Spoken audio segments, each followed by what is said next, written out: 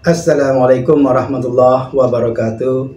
Bismillah, alhamdulillah, wassalatu wassalamu ala rasulillah Sayyidina Muhammad ibn Abdillah wa ala alihi wa ashabihi wa azwajihi wa zurriyatihi wa alil baitihi wa man tabi'ahum bisanin ila yaumil qiyamah. Asyhadu an la ilaha illallah wahdahu la syarika lah wa asyhadu anna Muhammadan abduhu wa rasuluhu la nabiyya ba'da. Qala Allah ta'ala fi kitabihil karim. Bismillahirrahmanirrahim.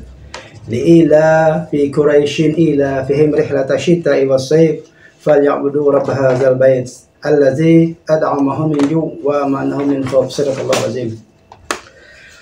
Para sahabat channel Terina semua, semoga para sahabat yang masih setia dan terus setia dan akan tetap setia memantangi atau menonton video-video terindah di channel terindah ini.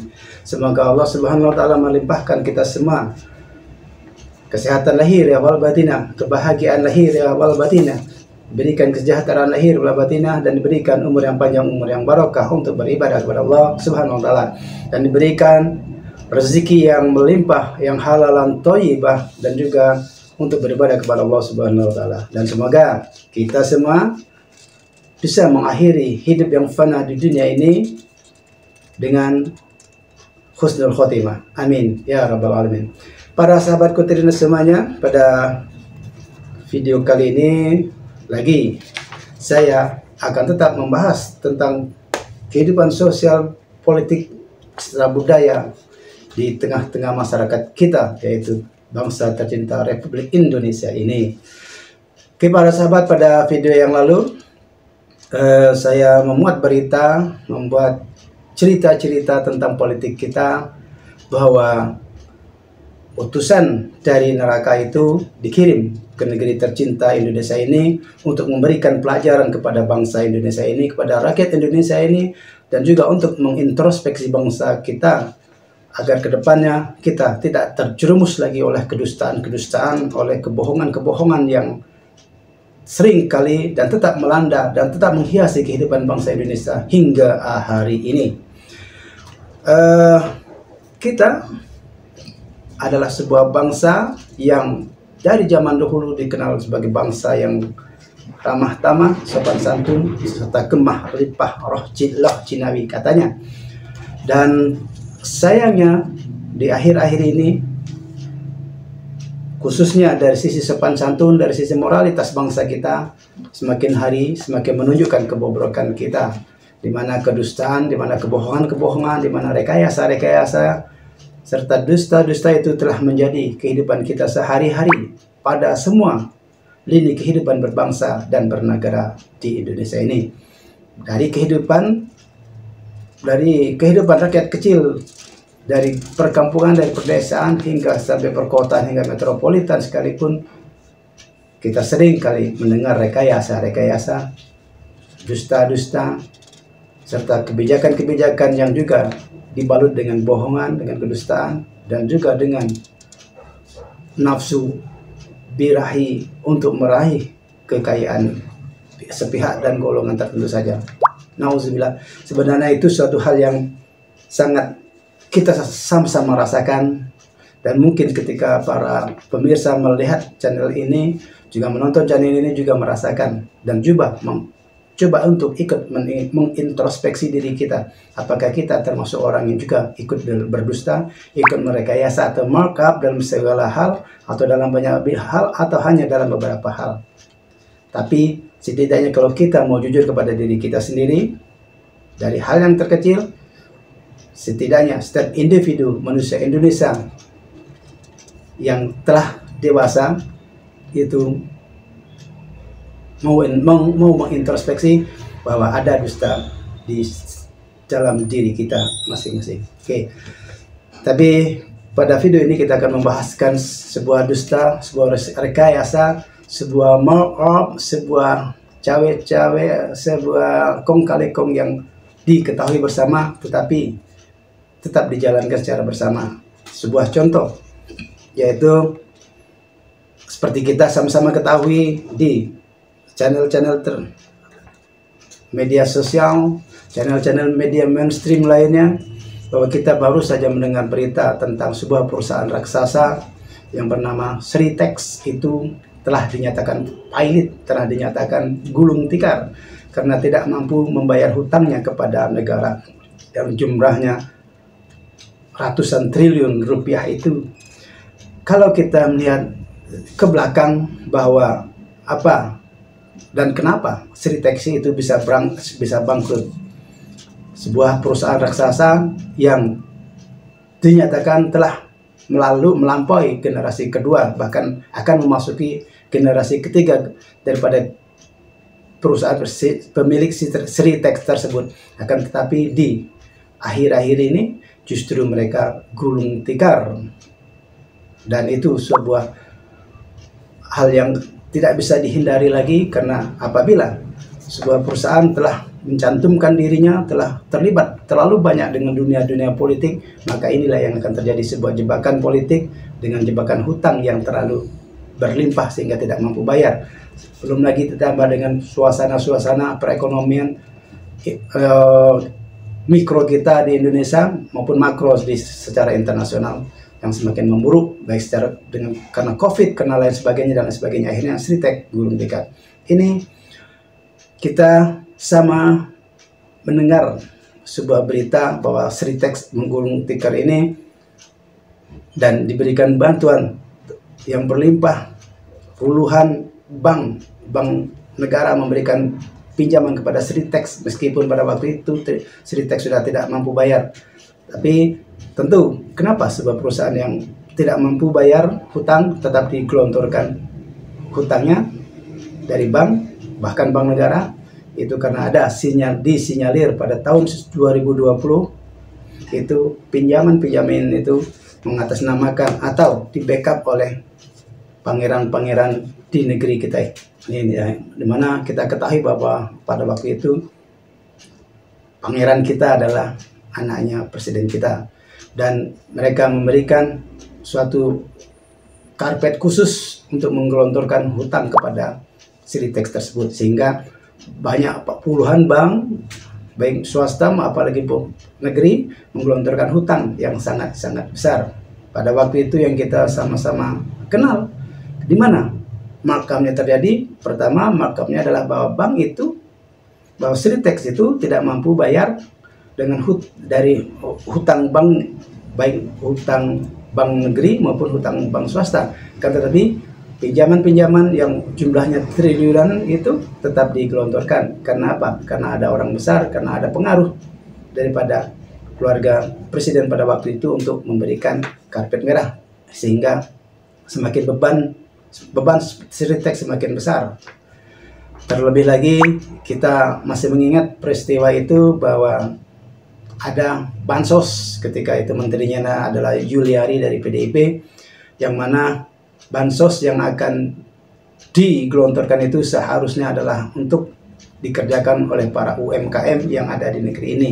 Kan tetapi justru bank negara memberikan bantuannya kepada Sritex yang sudah pada waktu itu adalah perusahaan raksasa yang cukup besar yang telah memasuki generasi ketiga sebenarnya. Di sini di mana markup yang dilakukan oleh Sritex dan juga pemerintah pada waktu itu, serta juga para rekanan bisnis pada waktu itu, misalnya seperti ini. Pada saat tas atau goodie bag untuk bantuan sosial daripada Kementerian Sosial pada waktu itu memberikan proyek besar kepada Sritex, yaitu membuat goodie bag untuk bantuan tas untuk bansos kepada masyarakat, yang mana seharusnya pembuatan goodie bag ini diberikan kepada UMKM agar UMKM pada waktu itu sudah sekarat tetap bisa survive. Akan tetapi justru bantuannya digelontorkan kepada Sritex yang sudah perusahaan raksasa, sehingga UMKM yang ribuan mahasiswa, yang ribuan karyawannya itu terpaksa harus dipecat, dan UMKM-nya pun terpaksa harus bangkrut.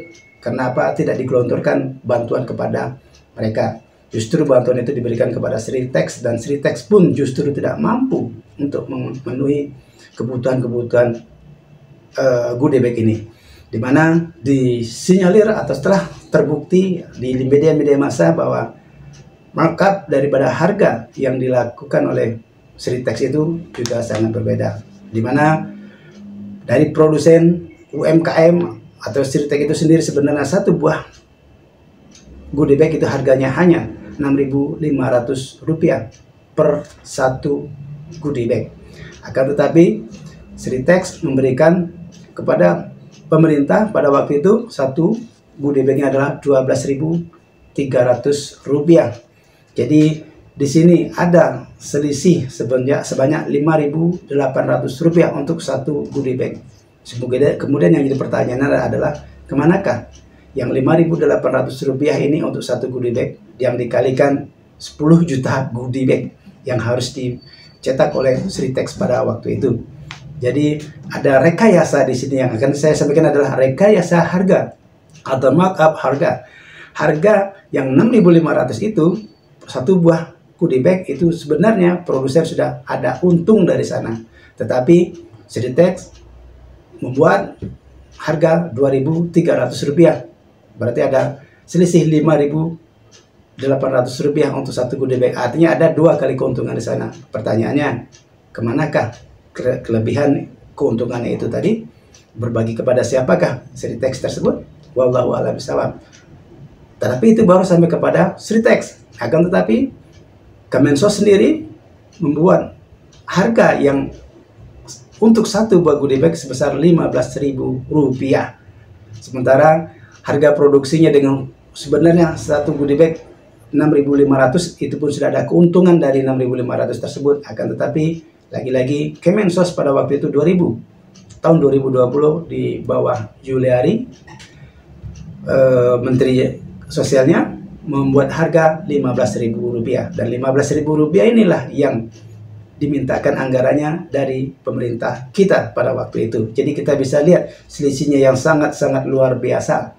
Dari Rp6.500 satu goodie bag menjadi Rp15.000 satu goodie bag dari harga Kemensos. Kita bisa lihat Rp8.500 selisih harga untuk satu goodie bag itu bukan satu angka yang kecil, tetapi cukup sangat luar biasa. Pertanyaannya, kemanakah selisih harga yang dibayarkan dari pemerintah kepada perusahaan tersebut mengalir? Kita mungkin bisa menduga-duga, kita mungkin bisa merekayasa, akan tetapi pada waktu itu sudah ditemukan sebagai aktornya, yaitu Menteri Juliari itu sendiri. Kan tetapi tentu kita sangat meyakini sebuah korupsi, sebuah markup harga yang besar ini tentulah dia tidak bermain sendiri. Berarti ada tangan-tangan kekuasaan yang lebih besar daripada Juliari yang membuat dia harus menjadi korban atau dikorbankan, jangan membawa orang-orang lain. Tetapi keuntungannya tentu bukan hanya Juliari sendiri, tetapi juga orang lain yang kekuasaannya mungkin lebih besar, ini juga mendapatkan limpahan daripada markup tersebut. Yang akan saya sampaikan di sini adalah bukan hanya proyek-proyek yang seperti ini saja, dari negara saja yang semua nilainya di markup oleh orang kita sendiri. Bahkan sampai proyek-proyek di tingkat daerah, kabupaten, kota, provinsi, dan lain sebagainya itu selalu ada markup harga yang dilakukan oleh orang-orang yang berbisnis dengan negara ini. Plus satu lagi yang akan saya bahas secara yang tingkat nasional dulu, setelah itu baru akan saya bahas tentang yang tingkat lokal.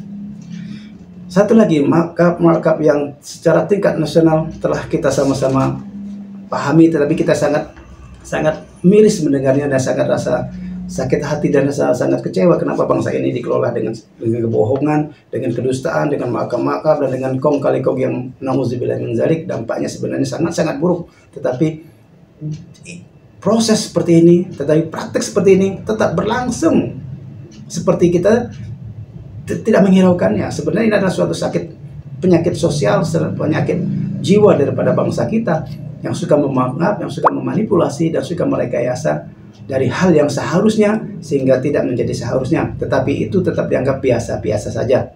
Ini suatu kutukan daripada Tuhan kepada bangsa kita. Makanya dikirimlah seorang utusan dari neraka untuk mengintrospeksi diri kita. Apakah dengan proses seperti ini, dengan kejadian seperti ini, kita akan sadar, akan insaf, kembali ke jalan yang benar atau malah terus kebablasan, tetap menjadi negeri yang 100% penyelenggara negaranya adalah para pendusta. Nauzubillah. Yang saya akan bahas lagi yaitu satu lagi, yaitu mengenai makan bergizi gratis. Pada awal tahun ini 2025 kita juga melihat bahwa terjadi juga markup pada makan bergizi gratis, mana dari pemerintah digelontorkan untuk satu porsi makan bergizi gratis rata seluruh Indonesia harganya adalah Rp15.000 untuk satu porsi makanan. Artinya dalam satu porsi makanan ini, dalam pikiran kita sebagai orang awam dan sebagai masyarakat banyak, uang yang digelontorkan Rp15.000 itu adalah untuk menu yang ada di makan bergizi gratis tersebut. Akan tetapi nyatanya tidak seperti itu. Nyatanya adalah bahwa 15.000 per porsi itu bukan untuk menunya, tetapi untuk segala sesuatu yang ada di dalamnya. Akan tetapi untuk menunya sendiri itu disinyalir tidak lebih daripada Rp10.000 satu porsi. Kenapa? Karena di dalamnya ada potongan-potongan. Dari 15.000 itu ada potongan-potongan yang dinyatakan legal ataupun tidak legal, kita tidak tahu. Tapi itulah sebuah bisnis yang sedang dilaksanakan kepada bangsa Indonesia ini dari pemerintah, yaitu makan bergizi gratis yang dianggarkan melalui APBN adalah Rp15.000 per porsi. Masyarakat tetap memahami adalah 15.000 itu adalah menunya, ada nasinya di sana, ada lauk pauknya, baik itu daging ayam, daging atau ikan, telur, tempe dan sayur lain sebagainya, dan itu adalah jumlahnya 15.000. Ternyata bukan seperti itu, saudara-saudara kan. 15.000 itu ternyata ada harga untuk yayasan, di mana para subkontraktor di bawah yang menyediakan makanan ini bukan 15.000, tetapi sudah dipotong Rp2.500 itu untuk yayasan. Dan kita tidak tahu kenapa yayasan juga mengambil Rp2.500 ini dari yang 15.000 tersebut untuk Rp2.500 satu porsi. Artinya tinggal Rp12.500. Nah, dari Rp12.500 itu belum lagi dipotong untuk kemasan daripada makan bergizi gratis tersebut. Dari kemasannya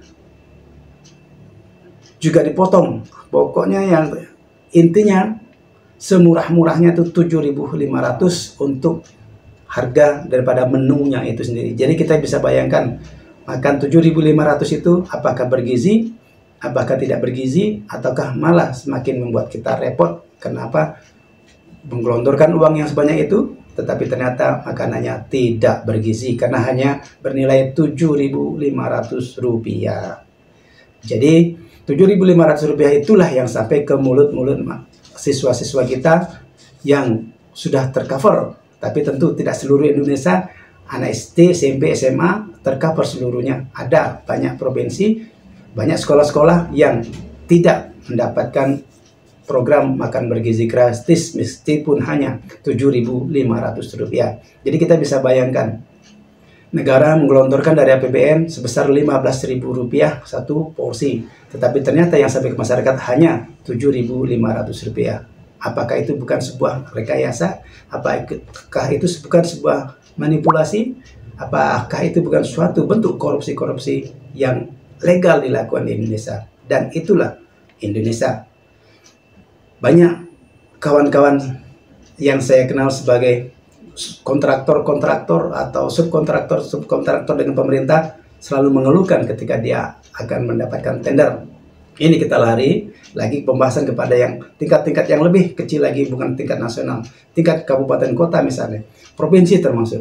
Ketika provinsi ataupun kabupaten kota mempunyai proyek, katakanlah pembangunan sebuah gedung pemerintah, dan ini tentu dilelang, dan cara melelangnya pun kita sama-sama mengetahui bahwa itu telah ada kong kali kongnya dan ada sumbangan sebelum kita memenangkan sebuah tender itu. Bahkan para kontraktor yang ikut bersaing pun sebelum mereka ikut dalam tender-tender tersebut, mereka pun harus menyumbangkan sejumlah uang dulu agar mereka bisa ikut dalam tender-tender tersebut.